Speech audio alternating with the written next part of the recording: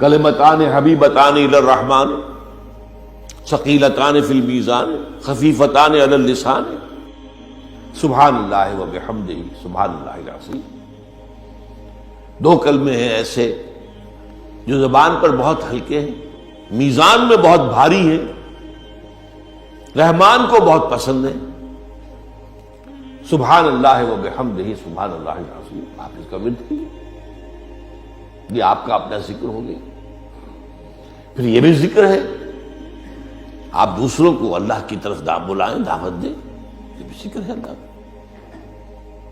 اس لیے حکم فرمایا ہے کہ فذکر بالقرآن من یخاف وعید، تذکیر کیجیے، یاد دہانی کرائیے، نصیحت کیجیے ان کو قرآن کے ذریعے سے، یہ بھی ذکر ہے۔